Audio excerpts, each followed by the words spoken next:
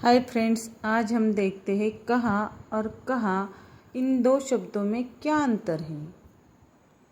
कहाँ शब्द लिखते समय जब उसके ऊपर अर्धचंद्र बिंदी आती है तो वह स्थान दर्शक कहलाता है, और जब उसके ऊपर हा के ऊपर अर्धचंद्र बिंदी नहीं आती तो उसका अर्थ कहना या बोलना होता है। जैसे देखो, उदाहरण के तौर पर हम यह एक वाक्य लेते हैं। मृणाल ने पूछा, उदय कहाँ गए थे।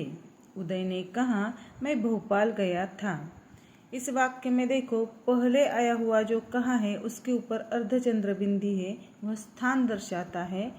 और दूसरा जो कहा है, उदय ने कहा मैं भोपाल गया था, उसमें देखो कहा यह शब्द बोलना, कहना यह दर्शाता है।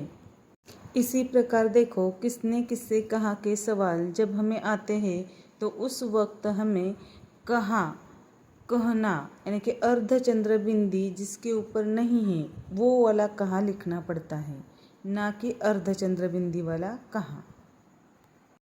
उदाहरण के तौर पर हम देखते हैं कि अगर आपको सवाल होगा ऐसा, नमस्ते मेरा नाम अर्नाल्ड है, तो उसका जवाब होगा अर्नाल्ड ने मित्रों से कहा, यानी कि उसके ऊपर अर्धचंद्र बिंदी नहीं आएगी। इसी प्रकार देखो, अगर ऐसे उदाहरण होंगे, विहंग ने क्षमा से कहा, राजा मंगल सिंह ने मंत्री से कहा, यह देखो कहा के ऊपर अर्धचंद्र बिंदी नहीं आएगी। अब ये वाक्य देखो, कहाँ स्थान दर्शक, तुम कहाँ गए थे, सीता कहाँ रहती है।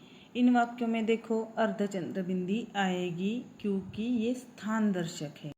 मराठीमध्ये कहाँ यासाठी आपण बघा कुठे हा शब्द वापरतो।